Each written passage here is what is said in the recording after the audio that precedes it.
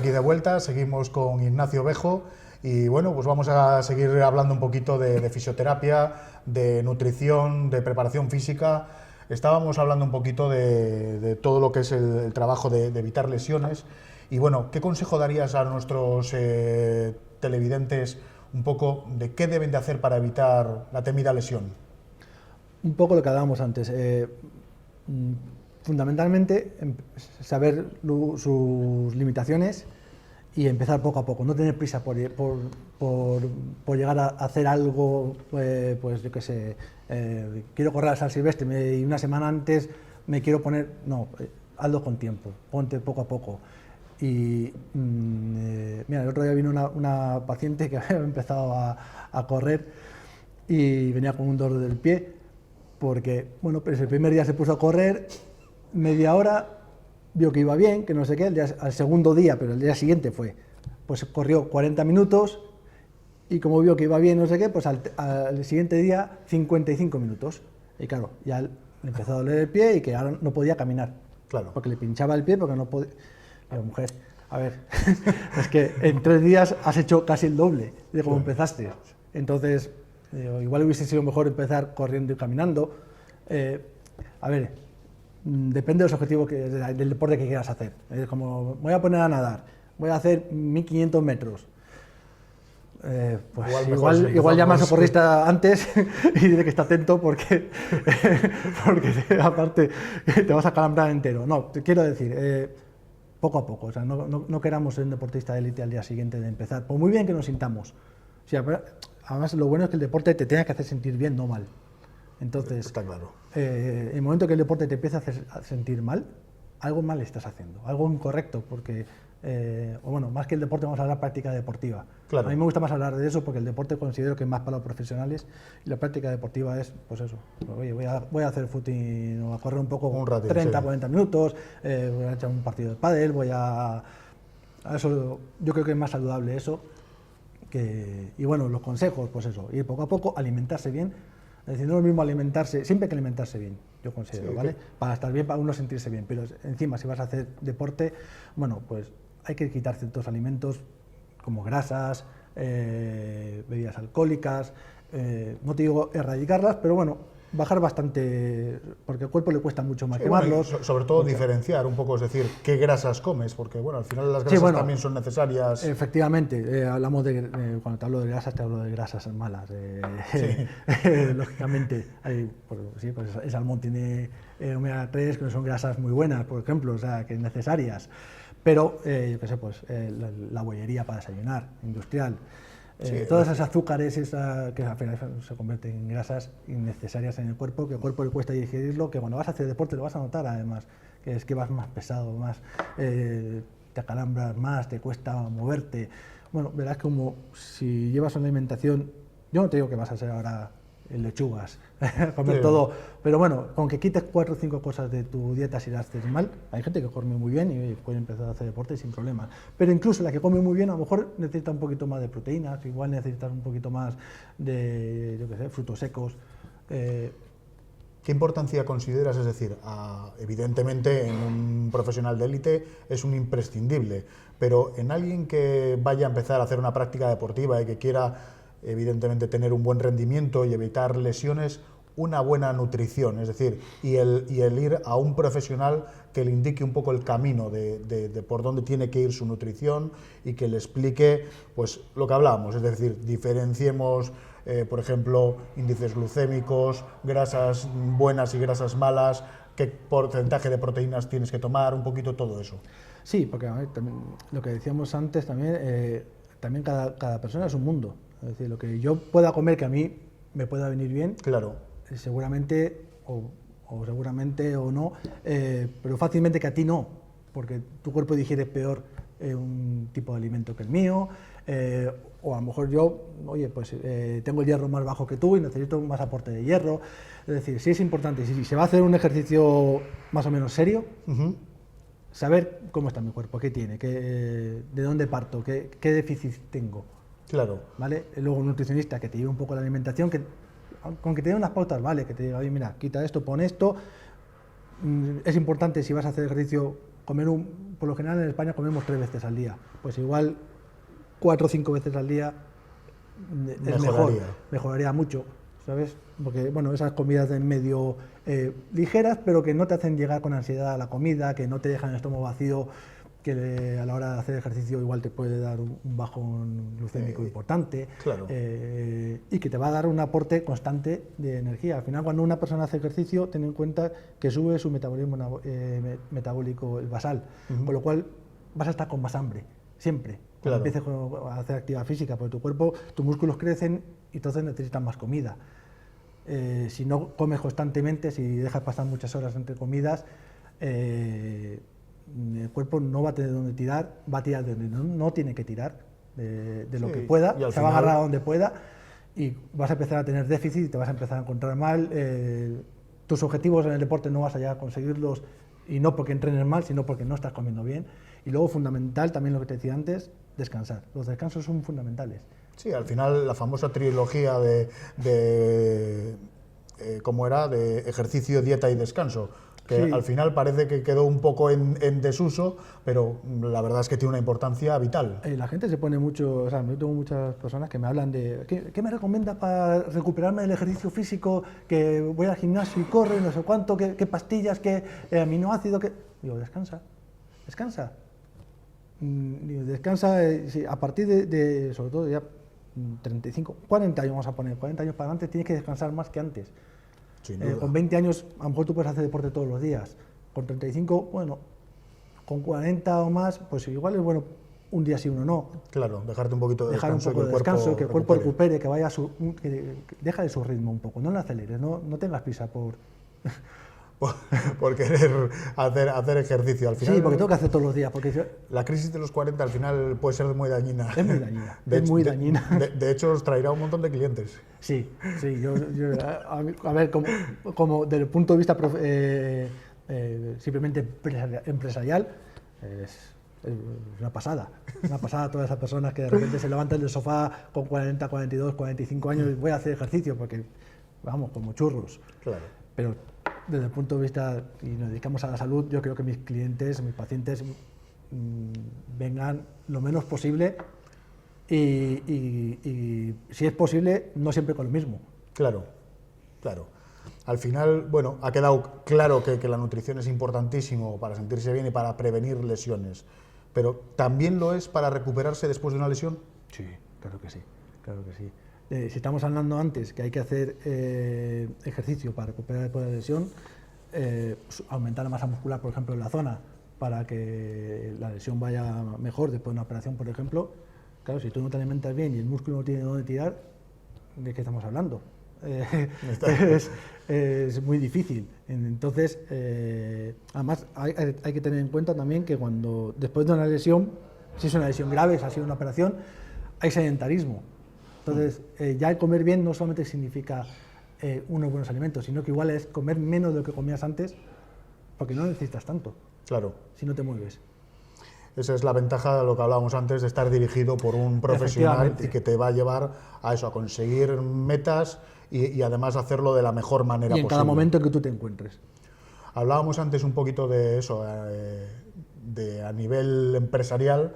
Tú en su día tomaste la decisión en tu empresa de ir a hacer los tratamientos a domicilio frente a lo básico. Es decir, ¿qué te llevó a implantar este concepto? Bueno, a ver, lo hacemos también en consulta, pero es que, claro, veíamos que hay mucha gente que no se puede mover, no tiene esa capacidad, o porque es mayor y vive más o menos solo, claro, le supone un mundo ir a tu consulta, o porque está operado y está inmóvil, y pues tiene que mover a toda su familia para poder ir a tu consulta. Es injusto que esas personas no puedan tratarse como, pues, con una periodicidad más o menos, pues, oye, por 3 días a la semana o lo que necesite. Entonces, bueno, pues dije, si ellos no pueden venir, voy yo. Claro. ¿Sabes? Para eso, simplemente para buscar el ayudar a la mayor cantidad de gente posible, que no sea, pues si no me puedo mover, me fastidio. Claro. ¿Es igual el tratamiento que podéis dar en el domicilio que el que dais o podéis dar en la consulta? A ver, en principio sí, porque cuando tú haces un tratamiento a domicilio, por ejemplo, una persona impedida por una operación más o menos grave que no pueda, el tratamiento en principio es un poco más básico, es decir, pues necesita movilizarle, oxigenar la zona, que llegue más sangre a la zona, que se mueva un poco, pero bueno, eso se puede hacer perfectamente en domicilio. Si es una persona de tercera edad, tampoco le vas a meter mucha raya en el tratamiento. Entonces, bueno, la persona de tercera edad, por ejemplo, a lo mejor sí el tratamiento puede ser un poco mejor en la consulta. Bueno, pues porque tienes aparatología que le pueda venir bien, que terapia de calor, pero siempre será mejor algo que nada. Claro. Entonces, si no puede moverse, si solamente puede estar en casa, es una persona muy mayor y encamada, oye, pues solamente moverla le va a venir muy bien. Va a mejorar la piel, va a mejorar el trofismo, va a mejorar hasta la gana de comer, que mucha gente se le quita la gana de comer a la gente mayor. Pues ya como que mejores eso, bastante. Entonces, bueno, a ver, la terapia en consulta es más completa. Nosotros también tenemos la camilla que la podemos subir a nuestro acomodo para tratar mejor al paciente, que en la domicilio no, llevas una camilla portátil y lo haces en cama. Pero, lo que te digo, mejor algo que nada. Hablábamos antes un poco de que en tus tratamientos de fisioterapia utilizas bueno, pues un montón de técnicas. Bueno, pues tengo apuntadas aquí, bueno, pues desde fisioterapia, osteopatía, kinesiología, acupuntura. ¿Nos podrías explicar un poquito en qué consiste cada una de estas técnicas, qué aporta una frente a otra? Porque seguro que muchos de nuestros televidentes han oído hablar de fisioterapia, pero a lo mejor, pues bueno, el meternos un poquito en qué es la kinesiología, cuándo utilizar fisioterapia, cuándo utilizar osteopatía, cuándo te ayudas de la acupuntura. Un poquito a grandes rasgos, sé que es un tema complicado. Es que es complicado porque son campos, todos son muy amplios, muy grandes. Mira, por resumirlo un poco, más que hablar de cada una de ellas, es lo que hablábamos antes de ver el cuerpo como un todo, pues la lesión como un todo. La fisioterapia tiene cosas muy buenas, tiene técnicas muy buenas, muy útiles, pero no a todo el mundo le viene bien un masaje.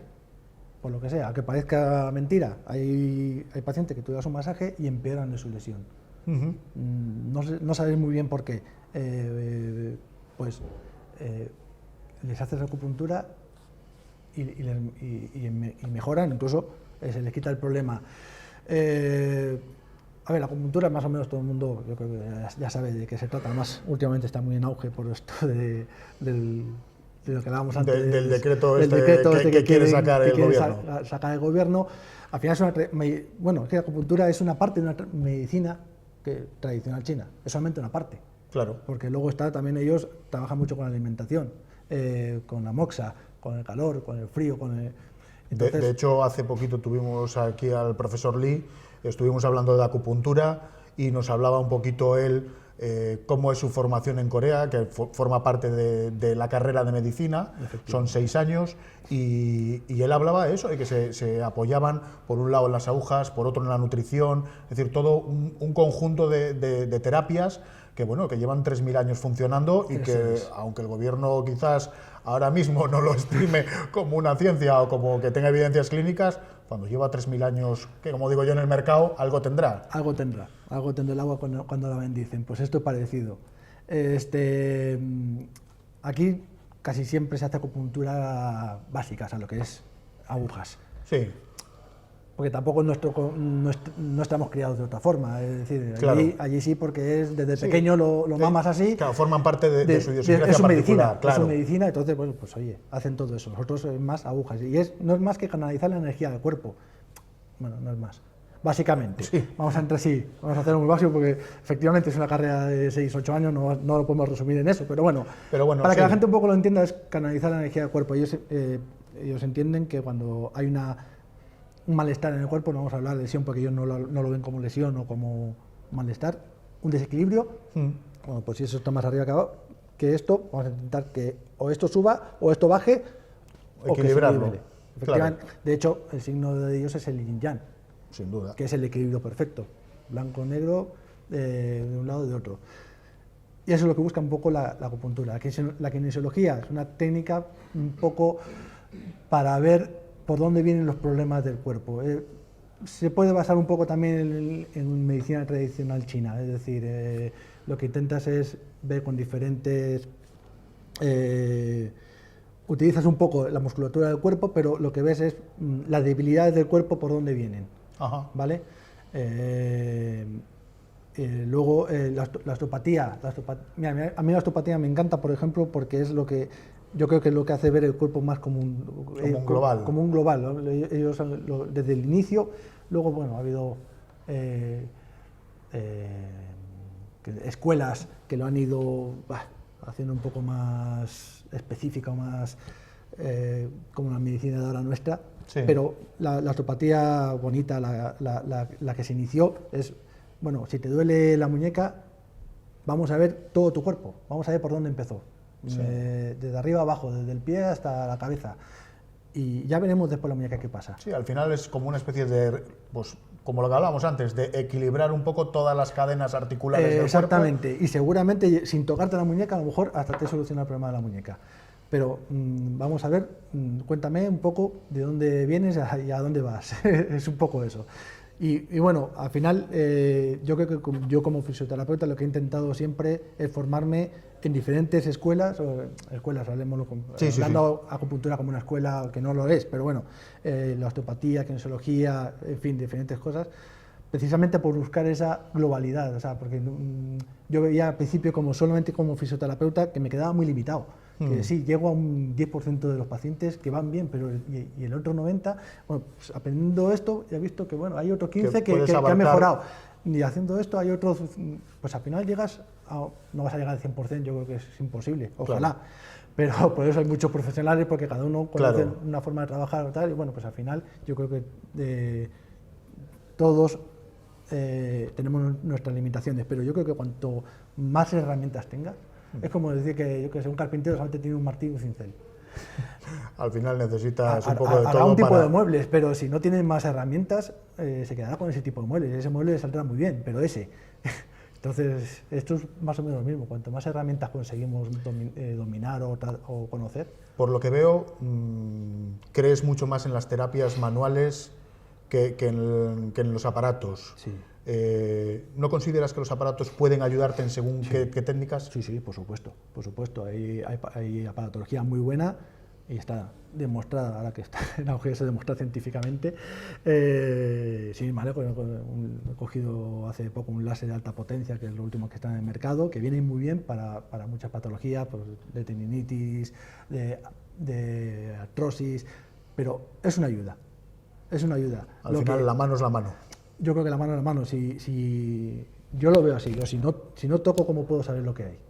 Y además, una vez que sé lo que hay, si no muevo eso, o sea, el aparato me puede ayudar, pues bueno, a descongestionar ciertas cosas, pero luego, y además no es lo mismo la sensación de una persona que tú le pones un aparato y te vas, o estás ahí, me da igual, sí. A tocarle, moverle, es decir, la sensación de esa persona no es la misma, y si estamos hablando de que el cuerpo es un todo, la mente entra dentro de eso, entonces tu mente cambia, si te tocan, no te digo hablar un masaje, simplemente que te pongan la mano encima, de tranquilidad, de sentirse seguro con esa persona, cómo pone esa persona la mano, me ha hecho algo. Claro. ¿Cuánta gente, a veces he oído de gente que dice, he ido donde otro especialista o lo que sea, y es que me ha dicho lo que tengo sin ni siquiera levantarse de la silla. Vale, muy bien, vale, pero aunque haya acertado en el diagnóstico, y seguramente por experiencia haya acertado, esa persona se queda como que... Sí, le falta algo. Me falta algo. Si ese profesional se levanta, bueno, fulanito, ¿qué te pasa? ¿Te duele aquí, allá? El diagnóstico va a ser el mismo, seguro, pero esa persona se siente más respaldada, más... Bueno, oye, me ha tocado, oye, sí, me ha dicho que no sé qué, me tocó aquí, ¿verdad? Me dolía, pues me dijo que era esto, seguramente que sea eso.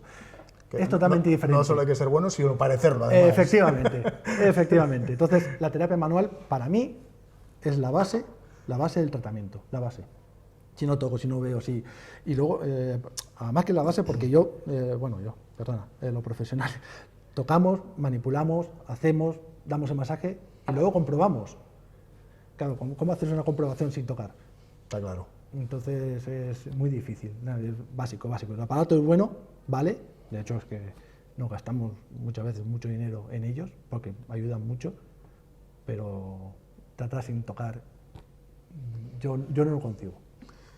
Un tema que cada vez se está viendo más últimamente es la gente cada vez acuden más a hacer los famosos Ironman, medias maratones. Desde tu punto de vista como profesional, es decir, ¿qué consejos les darías? Porque evidentemente eso tiene que ser un foco de lesiones para vuestras consultas importantes, porque además es gente que de repente, es decir, no todos, pero en un porcentaje amplio, es gente que de repente se meten en el deporte y se meten a tope en el deporte y a hacer pues pruebas con unas exigencias como son estas que hablamos. Sé que es un tema complejo y que es largo de tratar, pero... ¿Pero me dices mi punto de vista profesional? Sí. ¿O mi punto de vista empresarial? Empresarial es una pasada. Empresarial ya sé que es fantástico. Vamos, porque... yo animo a todo el mundo a que lo haga, porque vamos, es genial. No, a mí sinceramente no me gusta, me parece una práctica peligrosa. Yo creo que, vamos, no pasa más cosas porque Dios no quiere, como suelen decir. Lo que dices tú, muchas veces hay gente que nunca ha hecho deporte, empieza a hacerlo a una edad ya tardía, la crisis de los 40 que la hagamos antes, más o menos, 30 y pico o 40 y pico, es más o menos el grupo en que se mueve ese tipo de personas que empieza. Sí. El que mejor lo hace, o más o menos dentro de lo que mejor lo hace, coge a alguien que le lleva desde Madrid o desde Vitoria por ordenador, que por 50 euros o no sé cuántos mensuales le pone la tabla de la semana lo que tiene que hacer, que a lo mejor es un profesional en ello, o a veces es simplemente una persona que ha sido maratoniano o ha sido Ironman, y bueno, de su experiencia, pues hace estas rutinas, esto no sé. Pero yo vuelvo siempre a lo mismo, yo no soy tú ni tú soy yo. Está claro. Entonces, a mí me vino bien entrenar así. ¿Por qué te tienen que venir a ti? Viene a hacer esas series. Claro. 4 series de 400 o 6 series de 800 en piscina o yo qué sé. No, yo creo que incluso cuando pides ayuda a alguien, yo creo que tiene que ser alguien cercano a ti. O sea, me refiero a cercano a ti, que viva en tu ciudad y que te vea. Claro. Que te vea, que te controle, que pueda ir a entrenar contigo. Porque, claro, yo hago entrenamientos, yo voy con la gente que yo preparo a entrenar y yo les veo su reacción, su sofoco. Porque yo después yo estoy entrenando y digamos, sufro como un desgraciado. Pero a la hora se me ha olvidado el sufrimiento. Claro. Y es cuando yo escribo a esa persona, oye, pues mira, el entrenamiento de hoy, bueno, pues empecé, las sensaciones no se transmiten igual claro. a como tú las sufriste. Claro, tú estás con la Mientras, persona, si cogiendo los tiempos, ahí, claro. viendo el ritmo cardíaco, viendo la sudoración, el no sé qué, o que te comente, ayer dormí mal, bueno, pues hoy no vamos a hacer esto, vamos a reducirlo, si has descansado mal, vamos a hacer la mitad o vamos a hacerlo de otra forma. Lo que hablábamos antes de la personalización de los tratamientos o de los consejos o de la orientación de preparación deportiva, nutricional, etc. Yo creo que dentro de lo peligroso que es hacer estas cosas a estas edades ya, por lo menos si lo vas a hacer en las mejores condiciones. Luego a mí me hace mucha gracia, muchas de estas personas se gastan un dineral en productos para recuperar antes de recuperación, de post ejercicio, ante ejercicio, proteínas, aminoácidos, pero dineral. Y no son capaces de gastarse un dinero en alguien que se ayude y luego, ya no lo digo porque yo soy fisioterapeuta, si tú a tu coche le cambias el aceite cada cierto tiempo, le llevas a hacer un mantenimiento, ¿por qué no vas a darte un masaje y descargar las piernas si es un asunto de carrera, o descargar los brazos si es algo que trabaja con los brazos, o el cuerpo entero si es Ironman? ¿Por qué? O sea, ¿por qué te duele 30, 40, 50 euros y no te duelen 400 que te gastas en suplementación? Que al final yo creo que la suplementación es un tema también muy largo, pero si los deportes no son de más de 1 hora y media, no los tomes. ¿Para qué? O sea, hora y media hablamos de hora 20, hora... Sí, es decir, sí, menos de eso, sobre 90 minutos hablaban, creo, los estudios de... Creo que va por ahí. Es que menos de eso tu cuerpo se recupera bien. O sea, si comes bien y descansas bien, tu cuerpo se recupera. No vas a acelerar mucho más por tomar eso y te estás gastando un dineral en algo que no tiene sentido. Y te digo eso porque, a ver, sí, una maratón es mucho más de 90 minutos, pero el entrenamiento de él no. Claro. Es que el entrenamiento de él, de la gente que no vive de ello, lógicamente, son, pues, hoy corro 1 hora y 20 y mañana nado, yo qué sé, pues 40 minutos. Sí. Quiero decir, son ejercicios que no llegan más allá. El día del maratón sí, pero antes de eso se hace por partes. Bueno, al final, el poder de la industria y del marketing... Claro, pero si te vas a gastar un dinero, gástate en todo. Y a lo mejor es más importante recuperarte con un masaje drenante de las piernas o un masaje contracturante de las piernas que tomarte algo que tú crees que te va a eliminar antes el ácido láctico, y no es así, porque tu ejercicio no ha sido para tanto. Pues la verdad es que el tiempo pasa volando, me quedaría aquí pues hablando contigo este tema 2 horas. Me encanta porque pero, es lo que está ahora. Pero bueno, el tiempo es el que es. Intentaremos traerle en otra ocasión y hablar un poquito más de preparación física. Sobre todo, darte las gracias por estar y por tus consejos. Gracias a ti. Y bueno, pues os esperamos en el próximo programa y no faltéis a la cita, os esperamos.